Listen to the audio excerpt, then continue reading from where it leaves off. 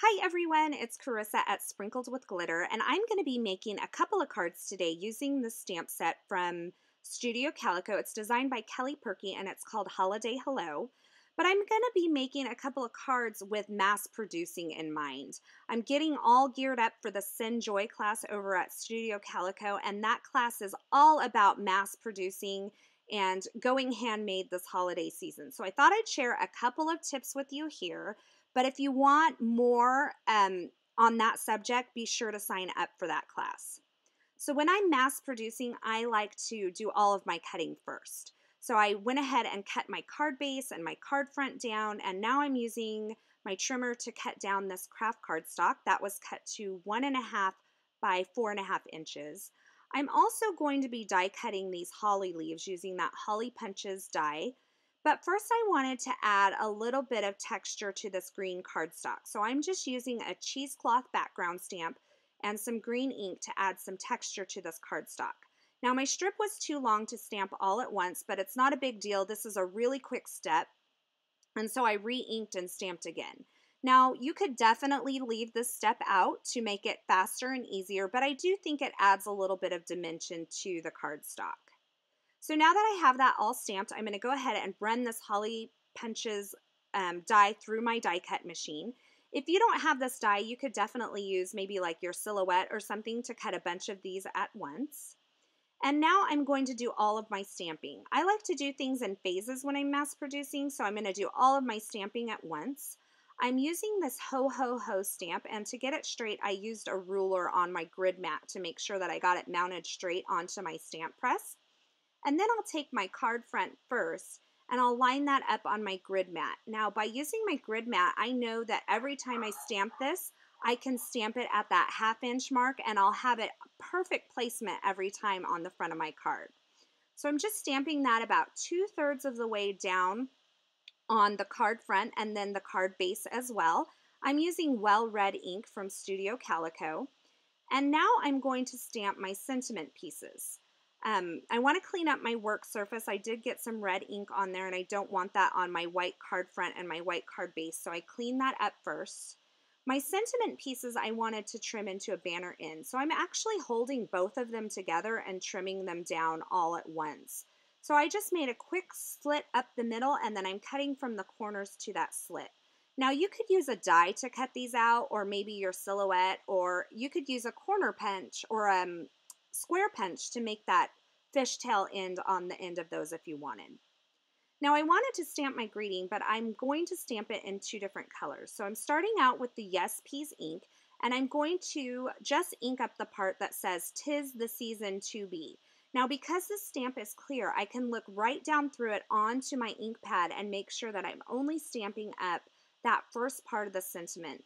This is a really easy way to add a little bit more to a very simple card, and because this stamp is clear, it's very easy to do. I'm just lining this up on the edge.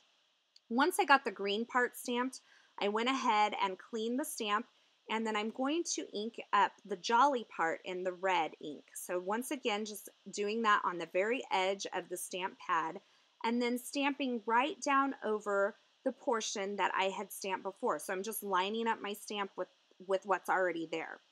Super easy. Now I'm going to attach these sentiment pieces to the card fronts using some foam adhesive. Foam adhesive just adds a little dimension to the card, but you could definitely add these on using some tape runner adhesive if you wanted to as well. I'm also using some foam adhesive to attach the holly leaves to the front of these sentiment pieces. So if you had some foam adhesive squares, it would make it a little bit easier, but I did have to trim these down. And then I added that just above that sentiment portion right there. Once I got these on, I decided I wanted these to have a little more dimension. So I went back and I folded some of these leaves in half and then replaced them. Now for my berries, I'm going to be using some gems, but I realize that not everybody wants to invest in that. So I'm going to show you another option. Here I have one of my extra leaves and I just have some Christmas red stickles, and you can squeeze out just a few drops of that to make your leaves. In my case, I'm going to be using these gems. They're from Michaels. I've had them forever and I've used them the last couple of Christmas seasons. And I'm just going to add a few berries onto each one of those leaves on the front of my card. Now, before I attach my card front to a card base, remember I have one that's actually a card and one that's a card front. I wanted to add a little bit of glitter cardstock to the front of this card. So what I'm doing is I'm just adding a little bit of tape runner adhesive along the back of that, and then just took a little strip of glitter cardstock. It doesn't take a whole lot of this to add a little bit of sparkle and shine to your Christmas cards. Now that tape runner adhesive wasn't really holding it in place, but that's okay. I just wanted it there long enough for me to get my foam adhesive on the back. And when I placed the foam adhesive on the back, I went ahead and overlapped that seam. So that's actually what's holding my glitter cardstock to the card front. Now I thought I would add this to a white card base, but in the end I ended up choosing craft card base instead. And this actually was super cute, and I think it gives it that really cute handmade look. Now, when I was looking at the one that was actually a card, I got a little jealous for it because the other one had glitter on it and this one didn't. So I went back and added a strip of glitter cardstock onto this card just to add a little bit of sparkle and shine to that one. I didn't want it to feel left out, so I just used a little tape runner adhesive, trimmed down the end, and then tucked it underneath that sentiment piece that was already there. So if I would have thought about this ahead of time, I probably would have done it before I adhered that sentiment piece down, but in the end it worked out. So there's a look at a couple of cards that I created that would be super easy to mass produce this holiday season. Like I said, I am contributing to the Send Joy class over at Studio Calico. It's enrolling now through October 31st, and class will start on November 1st. And this class is all about creating handmade cards and tags and things this holiday season.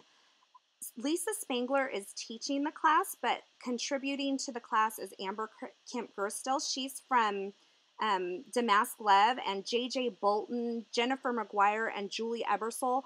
They're all contributing to this class as well, so I'm sure it's going to be a dynamite class.